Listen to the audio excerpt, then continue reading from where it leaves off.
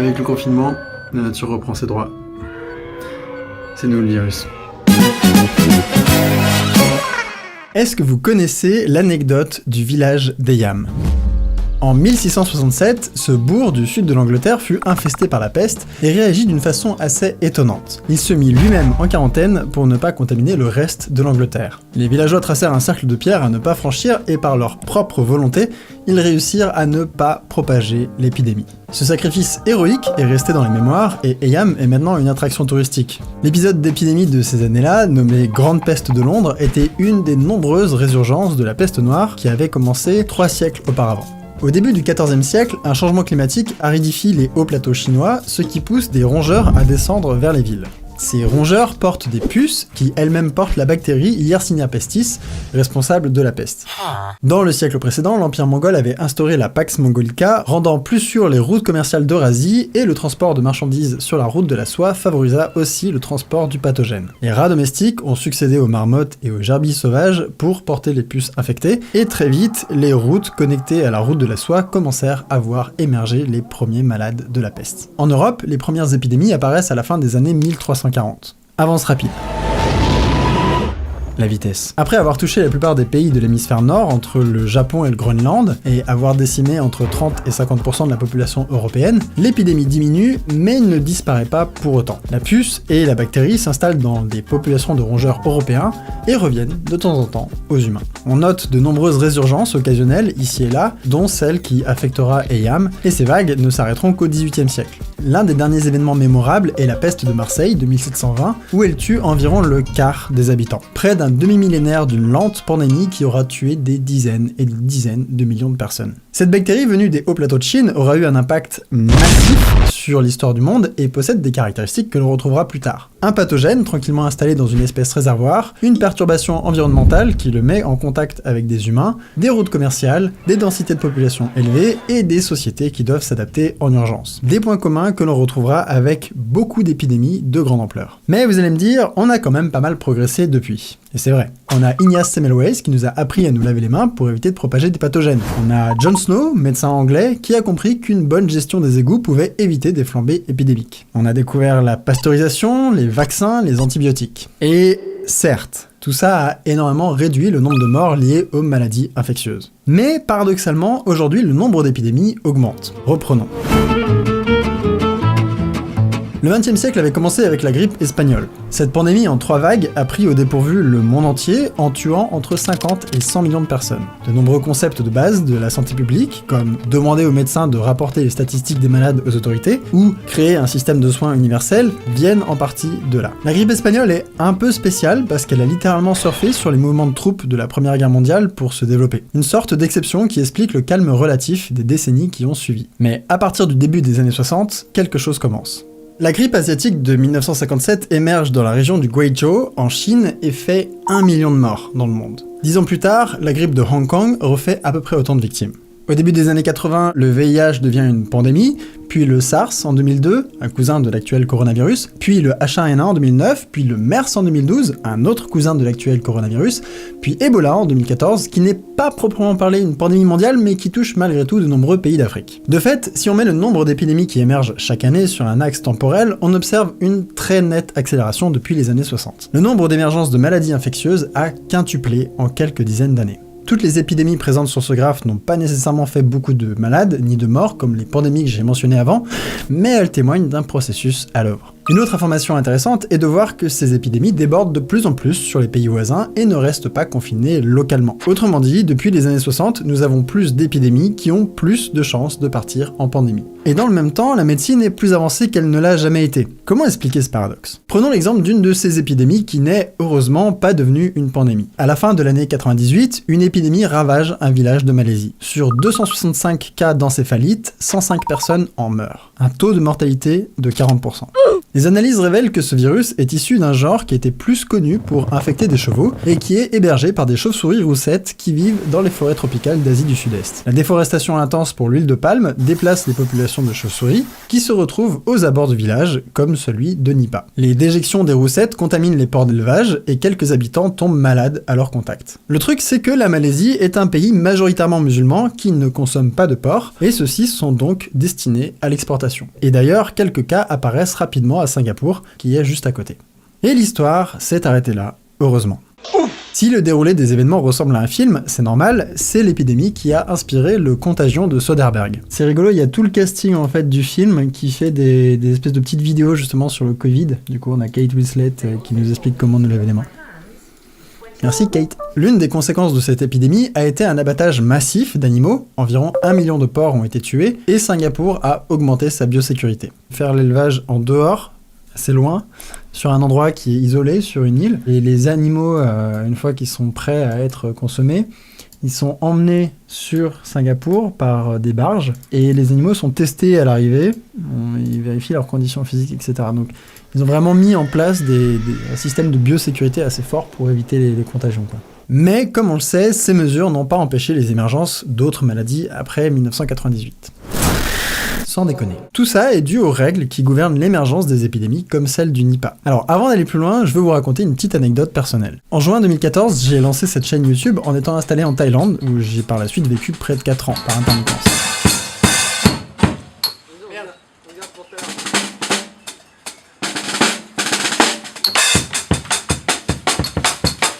Au départ, je venais dans le pays pour 2 raisons. Voir mon frère qui y habitait déjà et aller discuter d'un projet de thèse de doctorat avec un chercheur qui travaille dans la région, Serge Morand. Le projet était d'étudier la relation entre la santé des écosystèmes des villages du nord de la Thaïlande et du Laos et la santé des humains qui en dépendent. En gros, est-ce que si on coupe les forêts, on chope des maladies? Et si oui, pourquoi? Pour le résumer sauvagement. On s'est très bien entendu avec Serge et le sujet me semblait passionnant et je me suis dit que j'allais proposer le projet à diverses bourses de recherche. Et en attendant, pour occuper les journées, j'allais faire ce petit projet de vidéo de vulgarisation sur YouTube, histoire de se marrer, quoi. Bon, bah la suite est assez simple, j'ai jamais fait la thèse de doctorat et je suis toujours en train de vous parler sur YouTube, mais là où c'est marrant, c'est que cet épisode tombe exactement sur le thème de recherche de ce chercheur, et sur ce qu'aurait dû être cette fameuse thèse d'ailleurs, que j'ai jamais fait, donc. Une façon rigolote de boucler la boucle, quoi. Ce qu'il faut bien comprendre, c'est que l'émergence de nouvelles maladies infectieuses n'est pas un accident, mais une conséquence attendue. C'est le résultat mécaniquement prévisible d'un système qui les favorise. Et ce sont ces mécaniques que les chercheurs comme Serge étudient. Donc je démarre. Donc je suis Serge Morand, je suis chercheur au CNRS et aussi chercheur au CIRA depuis quelques années. Donc je suis un écologue intéressé aux relations biodiversité-santé. Et j'ai commencé à travailler en Asie du Sud-Est depuis un peu plus de 10 ans, justement parce que c'est un point chaud de la biodiversité en danger et un point chaud des maladies infectieuses émergentes. Le virus Nipah est un peu le stéréotype d'une émergence. Les activités humaines qui forcent le contact entre faune sauvage et faune domestique, ces mêmes activités humaines qui dispersent le virus, tout est là. En 2008, un article publié dans Nature sonne l'alarme. Il explique que ces épidémies sont de plus en plus fréquentes et sont souvent issues des animaux sauvages, et tout particulièrement ceux qui vivent en Asie. Comme il s'agit d'une histoire qui se répète de plus en plus souvent, voyons quels sont les protagonistes, le décor et le scénario. Les protagonistes, d'abord, les animaux. Depuis la moitié du XXe siècle, la biomasse d'élevage explose à cause d'une plus grande consommation de viande, notamment dans les pays émergents. La production de porc a plus que quintuplé depuis les années 60, par exemple. Cette croissance fait que les bovins constituent aujourd'hui l'écrasante majorité de la biomasse des vertébrés terrestres, au sens large. Donc ça, c'est un graphique qui a été fait par Serge, justement, et un collègue, et on voit que les bovins écrasent tout. Et ici, il y a les vertébrés sauvages qui constituent du coup seulement 2% de la biomasse des vertébrés au total. Donc vraiment, on est dans une planète qui est dominée par les bovidés, et de façon générale, qui est dominée par les animaux domestiques, quoi. Ah bah c'est bien, super, génial! Du point de vue du virus, cette biomasse d'élevage est une opportunité incroyable. C'est de nombreux écosystèmes à infecter, quelque part. Et c'est pas un hasard si les virus de nombreuses pandémies précédemment citées ont transité par des animaux domestiques, comme la grippe porcine ou les nombreuses grippes aviaires. Finalement, ça aussi, l'animal domestique est révélateur de sa mondialisation. Si on regarde sur les données de la Banque mondiale sur le nombre de passagers ou sur l'augmentation du trafic, le fret aérien, Entre les années 70 et les années 2010, le nombre de passagers a augmenté de 1200% et le trafic aérien de 1300%. Donc, ce qui veut dire que maintenant, dès qu'on a un petit cluster de transmission quelque part, s'il se retrouve finalement connecté à un hub international, boum, ça part partout, quoi. C'est-à-dire ce qui s'était passé finalement avec le virus Nipah à l'époque, on le redémarrait maintenant en 2018, ça ne s'arrêterait peut-être pas forcément qu'à la ville de Singapour. Un autre élément de la mécanique des émergences est notre longue histoire commune avec ces animaux d'élevage. Pour le dire simplement, le temps de domestication est très corrélé au nombre de parasites que l'on partage. Ils ont eu plus de temps de passer d'un hôte à l'autre et de s'y adapter. Et là, quand on regarde le nombre de pathogènes, de maladies infectieuses qui sont partagés entre ces animaux, mais avec les humains, les chiens qui ont été domestiqués d'ailleurs bien avant le néolithique, vers 17 000 ans, même avant, ce sont avec eux avec qui on partage le plus de maladies infectieuses. Et d'ailleurs, ils partagent des maladies infectieuses aussi avec le chat, qui est domestiqué à peu près, avec la vache. Tout se passe comme si finalement, quand un nouvel animal rentre vers la communauté de la domestication, il vient avec ses pathogènes qu'il va partager avec les autres. Donc on accroît ces trucs et il reçoit. Donc il y a une sorte de communauté globale. Là où c'est inquiétant, c'est que cette corrélation entre le temps passé ensemble et le nombre de parasites ne semble pas montrer de saturation. Même pour les espèces que l'on côtoie depuis longtemps, il semble y avoir encore de la place pour de nouvelles opportunités d'infection dans le futur.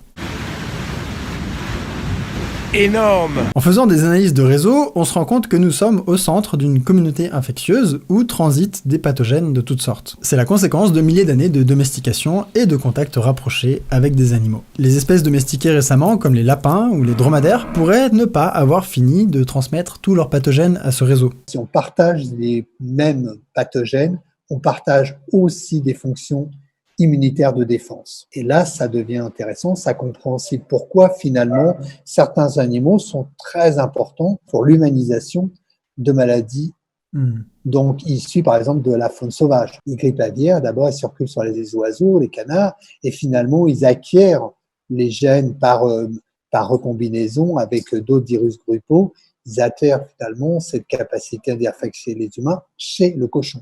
Ces espèces domestiques font des ponts avec le sauvage. Donc on voit dans ce compte, on peut imaginer finalement des chaînes de transmission depuis le sauvage vers le domestique et du domestique vers les humains. On a donc nos protagonistes domestiques, très connectés épidémiologiquement entre eux et de plus en plus nombreux, prêts à participer à l'histoire d'une émergence d'une maladie infectieuse.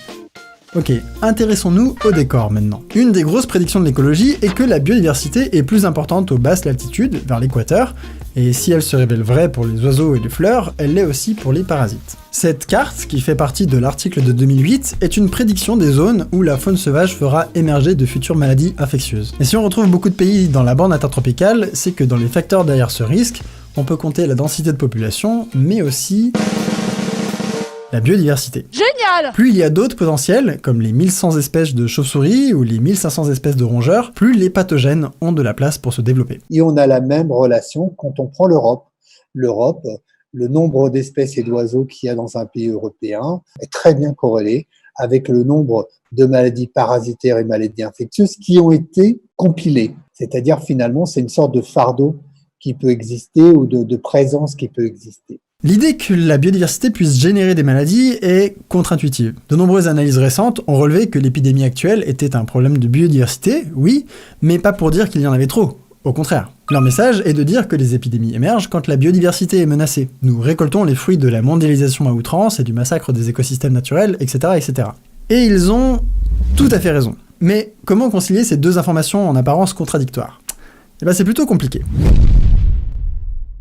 Il existe un débat scientifique sur les relations entre biodiversité et émergence de maladies, et les chercheurs travaillent encore à comprendre tout ça. Une étude comme celle de Serge et ses collègues en 2014 a montré qu'il existe bien une corrélation entre la biodiversité des pathogènes et celle des mammifères et oiseaux, donc exactement ce à quoi on s'attendait, mais qu'il existe aussi une corrélation entre l'émergence de maladies et le nombre d'espèces de mammifères et d'oiseaux en danger. Le nombre d'épidémies déclarées dans un pays depuis les 60 dernières années est totalement corrélé, associé avec le nombre de mammifères et d'oiseaux mis en danger dans chacun de ces pays mais tenant compte aussi de nombre d'oiseaux et de mammifères pris dans ce pic. Ce qu'on reproche toujours à ce genre d'études, et notamment à ce que je fais, c'est que c'est totalement corrélatif. Donc, les associations, donc finalement, on peut avoir aussi des choses cachées, des choses importantes qui finalement agissent sur les deux. D'autres études complètent la vision du truc. S'il semble qu'à l'échelle mondiale, il y ait plus de parasites avec plus de biodiversité, à l'échelle locale, cette biodiversité sert à réguler les maladies, ce qui est nommé l'effet de dilution. Ce qui pourrait expliquer pourquoi des travaux observent plus de maladies lorsque l'expansion agricole augmente et que les forêts disparaissent. La logique est la suivante. Les virus ne nous courent pas dessus, c'est nous qui les rencontrons au fur et à mesure de notre empiètement sur la nature. Et ces empiètements détruisent aussi les services écosystémiques, comme la régulation des maladies, et mettent nos animaux domestiques pile là où il faut pour attraper de tout nouveaux pathogènes. La pièce est en place, elle peut se dérouler. On comprend bien que des situations comme le Nipah ne pourront qu'apparaître de plus en plus fréquemment. L'apparition d'épidémies est une attendue complètement mécanique dans un tel système. Tout est fait pour que ça arrive. Donc, comment résoudre cette situation? Comment évitera-t-on les épidémies du futur? Une première approche serait d'améliorer notre capacité à les détecter et à y répondre. Intensifier la veille, améliorer notre aptitude à voir les tout premiers cas, intervenir rapidement, envisager le pire, donner plus de moyens aux épidémiologistes, avoir une meilleure transparence entre agences sanitaires de différents pays, etc., etc. Mais tout ça ne permet que de gérer les symptômes une fois qu'ils sont déjà là. Pour éviter les émergences, je suis pas là pour vous dire quoi faire, mais vu ce qu'on sait aujourd'hui de comment fonctionnent les émergences d'épidémies, ça semble assez évident qu'une solution est de moins consommer d'animaux qui servent justement de pont entre les pathogènes et nous. On peut aussi tenter de consommer moins de trucs qui provoquent la dégradation des écosystèmes qui feront émerger les Ebola 2 et les Covid-34 du futur. Pourquoi pas? Même si c'est évidemment très très facile à dire comme ça là dans une vidéo YouTube. On peut aussi faire en sorte de limiter l'usage d'antibiotiques dans l'élevage pour éviter l'antibiorésistance dramatique que l'on observe déjà aujourd'hui et à laquelle j'ai déjà consacré un épisode, abonne-toi, et de façon générale repenser l'agroalimentaire pour qu'il arrête de foutre le monde en panique tous les 5 ans, si possible, ce serait sympatoche, merci. Cela peut se faire notamment en intégrant plus de diversité génétique pour ne pas faciliter la vie aux pathogènes. Quand on regarde la façon dont on gère les épidémies, c'est on abat l'animal. Donc, rapidement, on va d'abord taper sur tout ce qui est l'élevage traditionnel, l'élevage de basse-cour, tout ça, et on va finalement renforcer la biosécurité et la biosurveillance, qui ne peut se faire que par l'élevage industrialisé, bien sûr. Donc, ça veut dire qu'il ne peut accueillir que des espèces, enfin des races qui sont totalement industrialisées, génétiquement uniformes, qui sont finalement des incubateurs pour les prochaines maladies infectieuses. Typique H1N1, il est sorti d'un élevage mexicain ou nord-américain méga ferme. Et d'un autre côté, en même temps, avec une perte totale de la diversité, ce qu'on appelle bioculturelle, c'est-à-dire toutes les races animales et végétales. Ça va pas parce que finalement, ça ne maintient pas ce qu'on a besoin. Finalement, c'est la résilience. Il faut recréer aussi de la modularité, c'est-à-dire éviter que quand on a un cluster d'épidémie qui démarre, finalement, il soit connecté à tout et pouf, ça part en épidémie. Donc ça, c'est pas par la biosurveillance et la biosécurité qu'on y arrivera, c'est par une repensée complète, finalement, de nos liens et de la place de l'agriculture au sein de nos paysages et au sein de nos sociétés. Et enfin, et peut-être surtout, investir plus dans la recherche fondamentale là-dessus. La pandémie que nous traversons aujourd'hui a le mérite de rendre très claire une absurdité, celle de connaître si peu de choses sur la relation entre la biodiversité et l'émergence des pathologies quand on sait ce qu'on risque à être ignorant. Par exemple, de nombreux pays d'Afrique se développent très rapidement. Des aéroports se construisent, le trafic aérien s'intensifie, les exploitations forestières et minières grignotent toujours plus profondément dans les écosystèmes. Est-ce que cela va se traduire par de nouvelles pandémies ? Le réchauffement climatique va-t-il aggraver notre cas en augmentant les températures moyennes ? Les phénomènes climatiques extrêmes sont de plus en plus courants comme les cyclones ou les feux. Est-ce que cela va se traduire par de nouvelles pandémies ? Est-ce qu'on va tous mourir ? Alors là, je peux donner un peu en avant-première, puisque nous allons le soumettre normalement la semaine prochaine, un papier, où j'ai commencé à regarder finalement la variabilité climatique.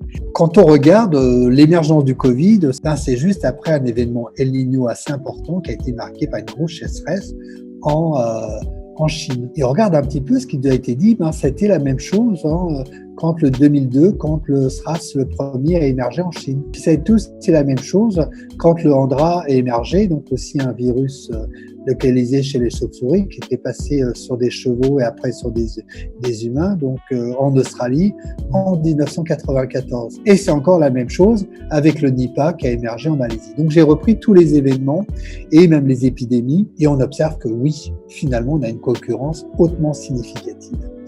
Qu'est-ce que ça veut dire ? Finalement, ça veut dire que le dérèglement climatique, et notamment par des épisodes de plus en plus intenses, El Niño, La Niña, va nous créer finalement les occasions un peu particulières, finalement anormales, de mise en contact, notamment dans ce cas-là, des chauves-souris avec des animaux domestiques pour la plupart, et donc après des humains. Énorme! Les labos d'écologie fondamentale, d'habitude plutôt épargnés des sujets d'urgence qui polarisent la société, ont des outils pour mieux comprendre ce qui se passe ici. Tout comme les climatologues peuvent éclairer sur le futur de notre atmosphère, les biologistes, écologues, évolutionnistes peuvent nous éclairer sur le futur des pandémies. Et il paraît aujourd'hui urgent de leur donner les moyens de nous éclairer sur ces émergences-là. Il y a 350 ans, les villageois d'Eyam mouraient d'une maladie dont ils ne savaient rien, confinés par leur propre cercle de pierre. Complètement ignorants sur les origines de la maladie et sur comment la traiter, leur seule possibilité était d'attendre que ça passe en priant. Pour ne pas être comme eux et subir la vague d'épidémies qui va ponctuer le 21e siècle, il semble urgent d'envisager des actions écologiques concrètes, d'une part, et de mieux comprendre l'écologie des épidémies, d'autre part. Voilà. Merci à toutes et à tous.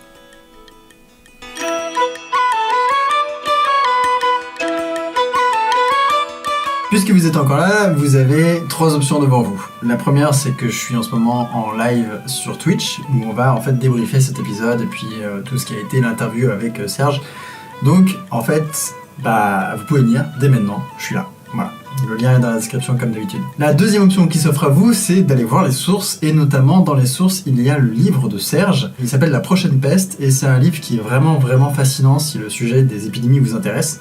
Il a vraiment couvert une très grande période historique, il parle d'énormément d'épidémies, enfin c'est vraiment une mine d'informations, donc je vous le recommande. La troisième option qui s'offre à vous, c'est si vous avez aimé cet épisode et que vous voulez voir la suite, vous pouvez vous abonner, vous pouvez même soutenir la chaîne sur Tipeee si jamais vous estimez que ce genre de journalisme scientifique est intéressant. Bref, j'arrête là, je suis en ce moment sur Twitch si vous voulez venir voir. Bon confinement à toutes et à tous, et on se retrouve pour la prochaine vidéo. Salut!